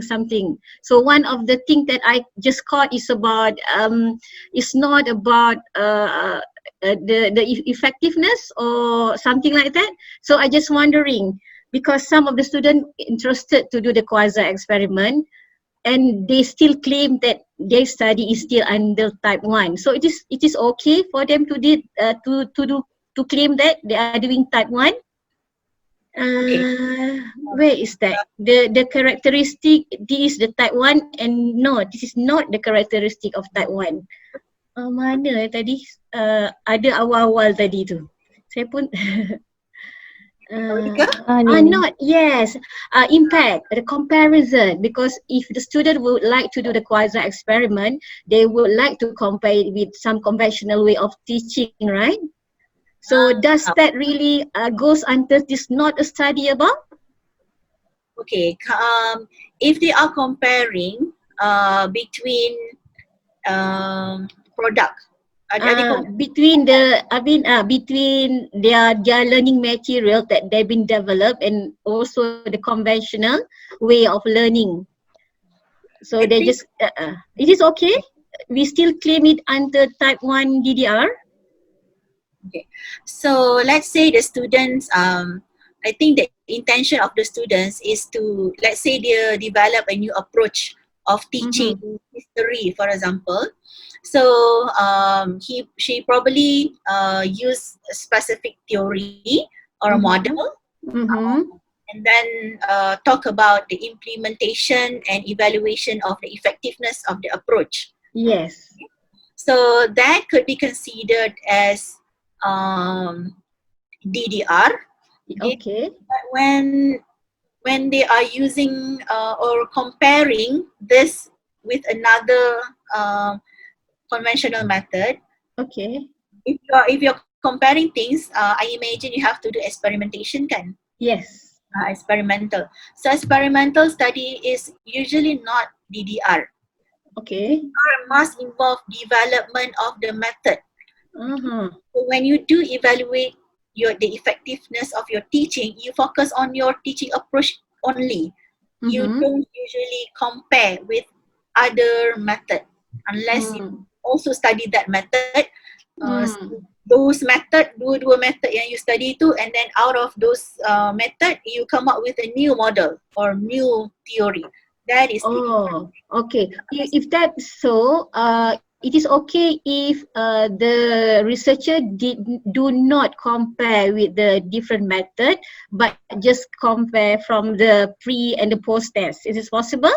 Just to show, yes, the problem had been solved, the student achievement had been, increased by implementing the developed learning material. okay. That is, I imagine that will involve a specific product lah, or tools that is used. Okay, so they wanted to show that this specific tool has improved the learning. That will fall under this yang ni. Yang under research products tu, tool and development. And okay. So it's still okay. Thank you. So it is possible, yeah? It is possible. Because I just keep reading that there is no impact study. So how? I mean, because we want to claim it as DDR. I mean, some of them want to claim it under the flagship or the umbrella of DDR, because you just mentioned DDR is the umbrella, the methodology, right? And under that, yes, they will use other method to answer their research question, and one of the research question could be does whatever they developed or implemented solve the problem, yeah? Correct. So okay, thank you, Dr. Farrah. Dr. Fariza? Mungkin saya nak slot in satu soalan. Ni pun mungkin sebenarnya dikirim oleh beberapa rakan dan juga pelajar lah, dan juga had been on the discussion for quite a while juga. And then of course thanks Dr. Farrah for the very insightful sharing today. I learned a lot as well. Okay, so apa yang mungkin saya boleh recap sedikit lah tentang DDR ni. Dia memang satu payung yang besar, dan when it comes to the methodologies, mungkin it involves more than one methodologies kan. Maknanya in terms of data collection and all that, mungkin certain tu kita boleh buat survey dan sebagainya lah. So maksud dia melibatkan mungkin instrumentations yang berbeza. Cuma mungkin saya nak ajukan soalan ni pada Dr. Farrah in terms of epistemology. What would be the best epistemology kalau kita boleh claim lah when it comes to DDR? Sebab all this why mungkin many of us are quite aware of we have interpretivists, on the other hand we have positivists kan untuk kuali dan kuantitatif. Jadi untuk DDR ni mungkin macam penyelidik berfikir how they do position themselves. Dia sebagai interpretivist ke ataupun positivist, ataupun mungkin ada pragmatism dan sebagainya lah. Mungkin Dr. Farrah boleh share dengan kita kot ni tentang hal ni. Thank you. Okay, yang ni sama-sama lah kawan-kawan researcher semua. Kalau saya silap, these ontological views ataupun how you position yourself is actually depends on the study lah itself. I hampir-hampir nak cakap tadi, it could be mostly interpretive, okay, interpretism. Sebab we do and we reflect a lot, okay, and because we reflected on it, we produce something new. It could be in the form of product or design practices and model and so on. But we also need to remember that there is dalam model development ni, okay, we have model development and also model validation. In model validation, usually we will use a lot of times we will use statistics lah involved, and so it's not fair to say that kalau DDR aja must be interpretivism. It could also be positivism. Okay, depending on how you bring the direction of your research. I've seen a lot of model validation lately, maybe because I'm also interested in it now. Yang menggunakan quantitative, they will do modeling like SEM, correlation research. Correlation tu belum lagi lah model validation. That kind of statistics thing. So for those who are doing the statistic part, they may position themselves as positivism lah instead of interpretivism. That's my sides lah. Okay, thank you. That one. Yeah. Okay. Okay, Maybe we have some more questions on chat box. Ya, ada soalan daripada chat box. Assalamualaikum Dr. Farrah. Saya membina apps dan dah ada expert review dalam 14 orang. So ada 14 orang expert review. So adakah ianya mencukupi untuk validate apps saya itu boleh digunakan untuk intervensi? Dan soalan yang berikutnya, dalam fasa penilaian, saya menerapkan quasi eksperimen untuk menilai keberkesanan intervensi menggunakan apps tersebut dan soal selidik untuk fasa kebolehgunaan apps. Adakah ianya sesuai?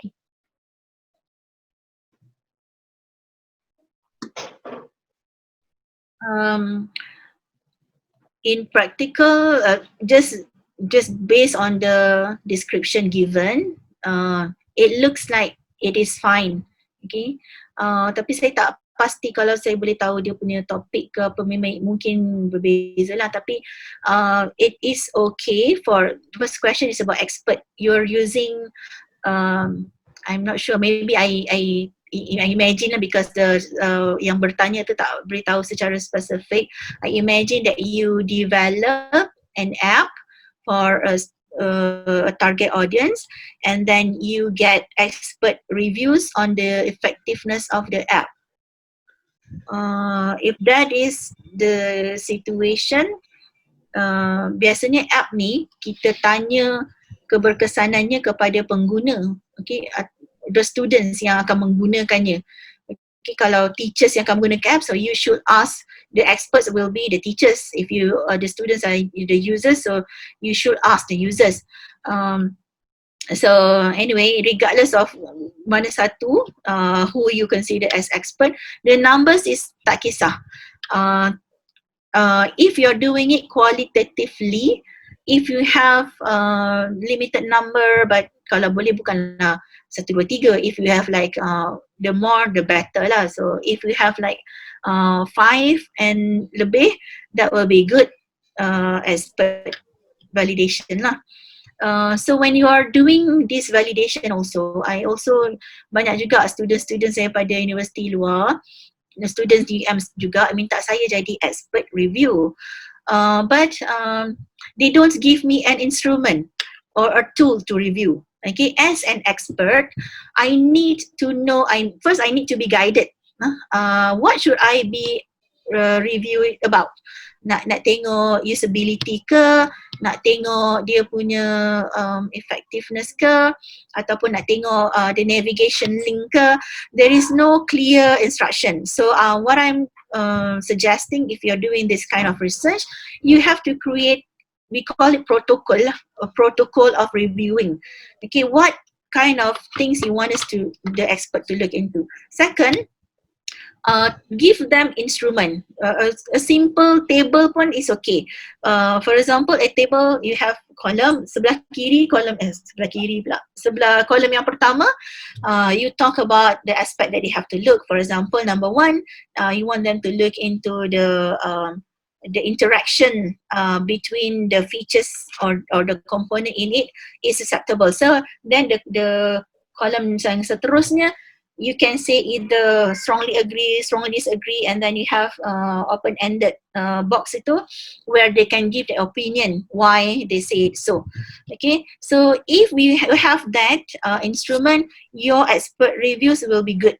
Okay, meaning that it is something yang we can consider as empirical lah. Kalau it's just like, I have jumpa juga ada students yang macam, doktor tolong please review this, and I'm like, okay, what aspect? Nak tulis kat mana ni? So like even the product also that they develop, they don't show it to me. So I don't know how. What should I interview? So sometimes they say they give me interview questions that they want to interview the teachers yang akan menggunakan apps lah, and ask me to do, okay, these are the questions. Please review. Please review. What do you want me to look into? Okay, so in statistics, and I've been learning this baru-baru juga lah since I have been doing SEM ni. So there is a method. Orang kata apa? Kenapalah semua tak keluar hari ni. So actually it's about you need to have it's like a survey like the point where you akan later you kira expert satu punya point strongly disagree plus yang another expert, and then it will come up with ni. I'm so sorry. I'm kadang-kadang terlupa apa benda terms tertentu, but please go to my ni lah. Usually my papers ada banyak dekat ni website ni ya. EM Expert. And also academia atau ResearchGate lah. Usually I will share the paper yang mana yang boleh open-ended. So there are several papers that I've done also lah yang computing this expert reviews ni. I jawab question ke tadi? It's about expert reviews kan, you tanya number of reviewers kan. So 14 is okay, considered good. But if you're doing it quantitatively, you may want to get lebih sikit sebab sometimes the expert review tu, for example, if you give them an instrument, not all answer all questions. So yang tu you kena reject. So if you can get more, like 20 ke 15 ke will be good. Kalau semua 14 jawab dengan lengkap, I think that's rich enough lah. Boleh digunakan. Apa yang question kedua? Sama ke? Okay, mungkin kita boleh ambil satu lagi soalan. Sebenarnya ada dua tu. Okay, kalau kita boleh extend tadi tentang model validation yang type 2 saya assume, adakah internal validation atau external validation lebih sesuai untuk model validation? Apa maksud internal dan external validation tu? Soalan daripada chat box saudara Nizam. Adakah you mean the expert yang validate tu?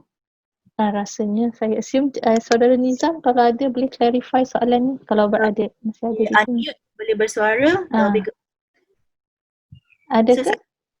Adakah Encik Nizam? Ya, betul. Salam betul. Okay. Okay. Saya refer internal validation tu adalah untuk usability of model. Okay. And external validation tu macam kita gunakan quasi eksperimen untuk di stage validate. So sekarang ni untuk stage validation, adakah kita gunakan usability ataupun effectiveness? Yang mana yang lebih sesuai? Usability itu lebih prefer kepada internal validation, and then quasi itu lebih kita prefer kepada external validation. So yang mana satu pada pandangan doktor yang sesuai kita gunakan di stage 3? Okay? Okay. Maaflah kalau saya maybe tak, I kind of disagree to melabelkan certain study like usability study is internal, quasi is external, because to me those are methods which can fall in any, tak perlu labeling lah in that. So but if I understood correctly, that means that internal usability study tu ialah study that you did with the participants kan, yang akan menggunakan that product kan, betul ke? See? So usability study with the participants, and another one is quasi experiment with the same participant juga yang akan menggunakannya. So for me, regardless of the label, both are okay. Usually bila kita buat product development and you want to test the effectiveness of the model, you will do both. It depends on the question. Yang usually, kalau in my study, kalau my students, I will ask to ask both. first they will ask about the features of the product, whether the features are good, boleh digunakan, mudah difahami dan sebagainya. And then I will ask them to ask another question juga yang berkaitan dengan the theory. For example, this it depends on the theory that you petik lah. Let's say the theory that you petik in the beginning is about motivation theory tadi tu. So the question will be like, this app membantu meningkatkan motivasi saya untuk belajar matematik lagi. Ataupun this app, you know, if you look at the theory kan ada dia punya variables kan. So you ask questions about the variables in the second part of that evaluation or that instrument. So is that acceptable Encik Nizam? Am I answering your question? So to me, there is no label of internal or external. Both are considered as methods and can be done. Whichever yang good, I think both needs to be asked, needs to be tested. In practicality, selalunya dalam satu survey atau instrument validation tu, saya akan pastikan student saya jawab, first part is the usability testing or usability part of that product. Satu lagi is related to the theory that they use. Yeah. Okay. Alright. Dr. Faizal, kita nak ambil soalan lagi ke? Saya pun duk tengok macam dah tak ada dah soalan. Kalau Dr. Farizah nak komen pun, kawan-kawan lecturers yang lain pun silalah, saya pun belajar je sama-sama. Dr. Faizal unmute. Tak dengar. Lupa pula terbisu tadi. Okay. So saya rasa ini adalah mungkin apa yang memang kita tunggu selama ni. We have been waiting for Dr. Farrah to share with us because I know that she's expert in DDR and DBR as well.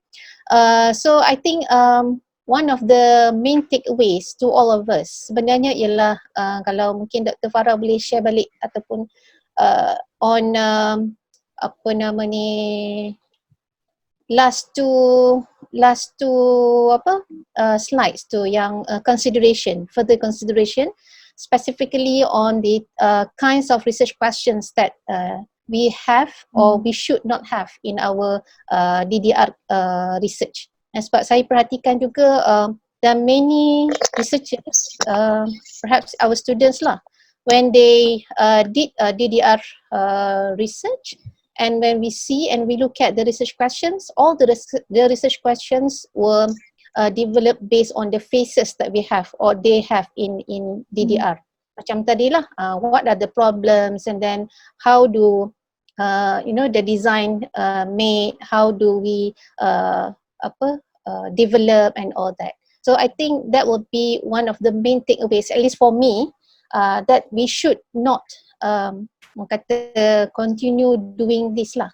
Mungkin satu pencerahan untuk kita semua. Mungkin we have, maybe in future we have many more students coming to us telling us that they want to do DDR research. So I think we also need to give a consideration or give full attention to this aspect kan, sebab sometimes bila research question tu hanyalah dibuat based on the phases that they have in DDR, maknanya they forget about the theories that they use in the research. They don't even evaluate, sebab teori tu sangat signifikan kan, why we want to use this theory, but at the end dia tidak boleh ada reflection sebab dia tidak mengukur ataupun dia tidak go back to the theory that has been integrated into their DDR process. Therefore dia hanya hanging setakat produk sahaja. So DDR is not just about product kan, tetapi sebenarnya research about the research process itself. So saya rasa itu antara main thing that we all of us, kalau kita cakap tentang DDR lah. Correct me if I'm wrong, Dr. Farrah, but that is my main takeaway, at least from many others lah. Tapi saya rasa ini yang saya sama-sama saya nak supaya kita semua dapat orang kata celik lah tentang what should and what should not be research questions in DDR research. Thank you. Dr. Farizah, memang ini pun satu perkara yang besar jugalah, sebab the research questions akan menentukan research method kita kan. Kita kan kena constructive alignment. So what's important is it's not about the process sangat, tapi what we learn, the lessons learned from the process. That's why the way we ask questions pun kena betul. And this is satu yang Jen Harrington, yang ni the question ni recommendation also from her juga. So what she said is that try not to use question yang bersifat tertutup ke. Contohnya what are the process, what are the problems, ataupun yang bersifat yes or no. Okay, at our level, masters and PhD especially, kita nak something yang open-ended, macam contohnya how, in what ways, so that kita boleh banyak lagi kita boleh eksperimen. Eksperimen dari segi method yang pelbagai, dari segi data analysis and so on lah. So at PhD level especially, try not to use what, okay, try to use how. Okay. Dr. Farrah, boleh kacau? Tak kacau. Boleh, silakan. Saya pun confused. Cuma sekarang ni bila saya nampak soalan Dr. Farrah tu, memang fokus dia bukan fasa, tapi the way you ask the research question, right? For example, fasa, bila kata masih ada soalan tentang fasa designing, contohnya yes question tu, you were asking about the researcher could ask about what and how the theory had been applied, right? Still under phase of design punya fasa kan, phase fasa design phase. However, I noticed that we still can use the phases, but the way you write the question in such a way that is more open, is more, I think, serve the purpose, right? Because for example, for the purpose, this research purpose is to develop and to implement or something like that. So I just wondering, do we have any question about the analysis? What instead of what are the problem? Because need analysis is one of the main phase in designing or developing some sort of tool or product. So how don't we need any question about the need analysis at all? Or do we have any a good way to state it in our research question? Thank you, Doctor, for sharing this. Perhaps saya pun tak terlepas pandang. We do have research on, ingatkan tadi ada ADDIE, you can select A saja, the analysis part. So research yang berbentuk need assessment. So for research need assessment, kita memang tak boleh lari lah daripada menggunakan what tu. Okay, contoh ask what are the current situations di Malaysia contohnya. So the what question tu memang perlu kita tanya. Okay, what are the current issues related to online teaching nowadays? Okay, so that still we can stated that analysis question, because I just wondering if there is no research question, there will be no finding, right? So the examiner or the audience will not be able to understand what the problem happening that lead to the development and the implementation of the tools or learning material. Tapi kan doktor, itulah. Macam mana tu? That is the question that I share tadi tu is specific for the assessment part. The analysis phase. Which what are the current problems in this? Because the next question will be, what are the needs of the lecturers? What are the training needs of the lecturers in online teaching, for example? So that is specific for the analysis part. But these questions is not good or not suitable to be asked for DDR yang lain tu. Contohnya in design and development of product. Why? Because this question you tak payah tanya pun, memang dah ada dalam chapter 2, which is in your literature review, right? Especially problem statement chapter 1. So if we are doing, saya pergi balik ke ni. If we are doing the first type tu. Type 1. Type 1, okay. Okay. kalau questions, if we are doing design and development studies, you don't have to ask that question anymore, okay? Because those questions are not the focus of this type of phase. In this study, focus is the process, okay, or the model development. So it should not be asked or not a research question because it's not the focus. Plus, already answered it in the problem statement. Bukankah sebelum kita develop produk, kita dah tanya, dah selidik dulu what are the issues kan? So that is not D lah dalam DD. Oh, so basically the need analysis, for example, in your case is about the teachers' online learning. So what the problem faced by the teachers is written on problem statement. For design and development type of study, or if we specific on that, we don't ask the question yang need analysis too. Oh, we don't ask. How about, for example, PhD student are doing instructional design that have all these phases, the A, D, D, I, E. So we don't still need to have that kind of question? No, you don't have to, because you will eventually talk about that in your problem statement and then literature review as well. So the focus of DDR will be on the process. Tadi yang kita cakap ni. On the process. Systematic study of the processes. Ini yang akan melahirkan products, tools and models. So we focus more on the process. So the questions that should be asked in a DDR research should be on the process lah, related. On the process. Okay. Okay. Alright. Thank you. Terima kasih. Terima kasih. Alright, dah boleh ke Dr. Farrah, saya ada satu soalan terakhir, sebab tadi Dr. Farrah ada mention that you one of the reviewer untuk jurnal yang berkaitan dengan IDP ni. Jadi mungkin kalau Dr. Farrah boleh share jurnal-jurnal yang yang mungkin pelajar-pelajar kita bolehlah mencuba nasib on your experience lah.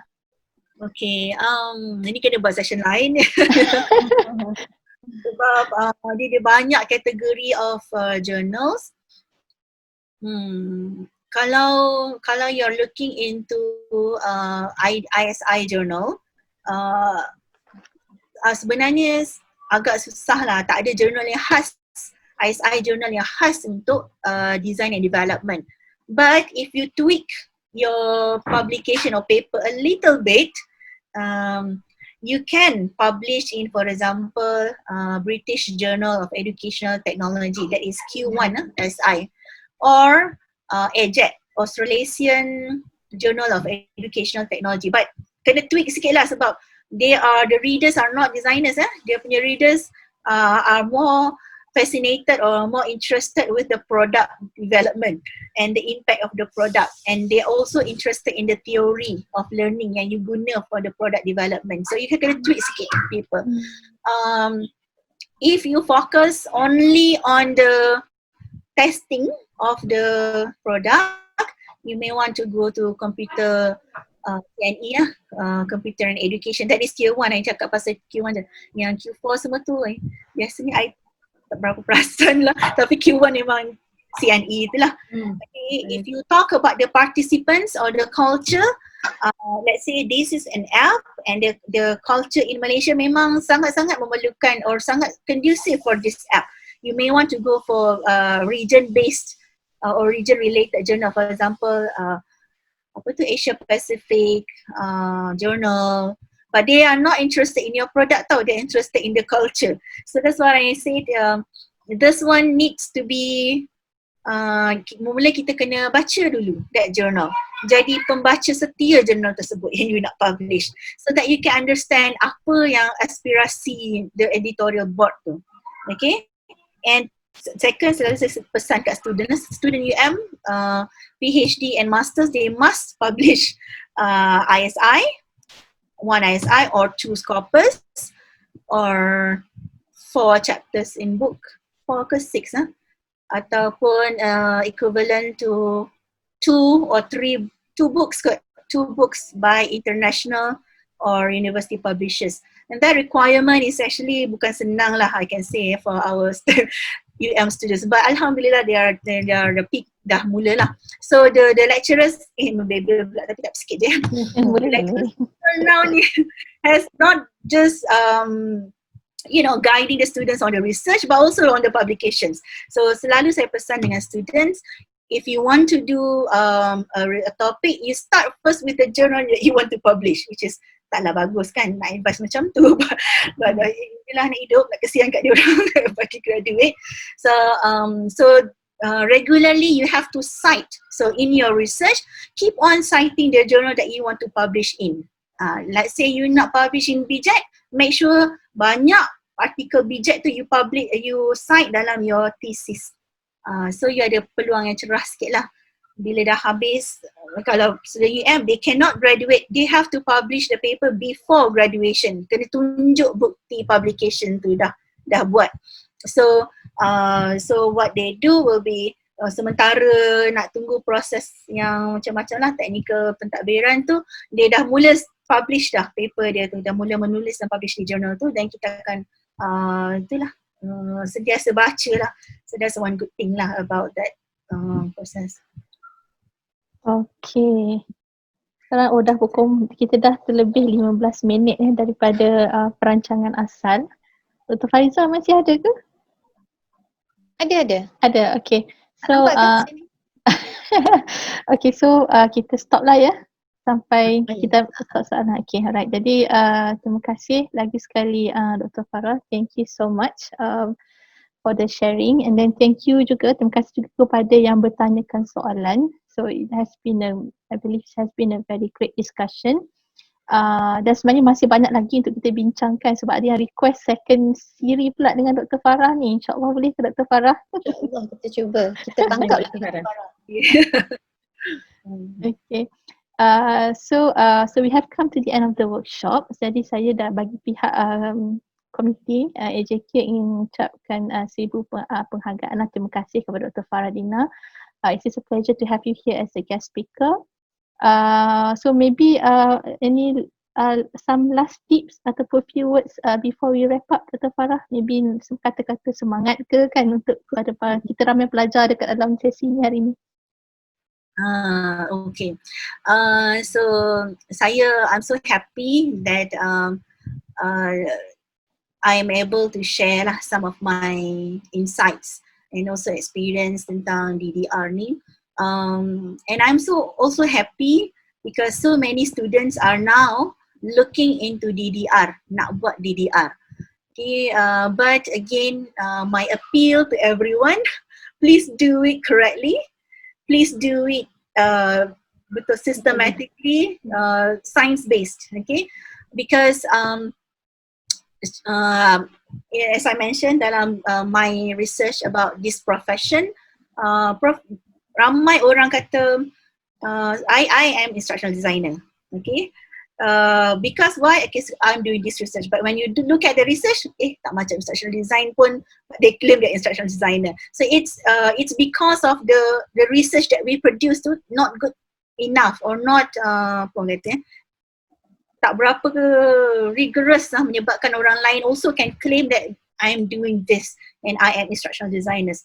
So please students, rakan-rakan semua, if you are supervising the students, and even I'm also ingatkan diri sendiri, when we do research, whatever research juga, make sure the methodology is correct and we are doing it with the thinking of benefiting others.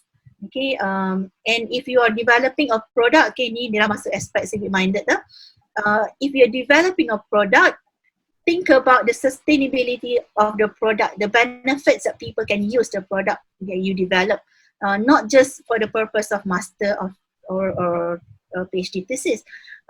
Contohnya macam student saya, memang setiap semester saya akan mengajar instructional design course.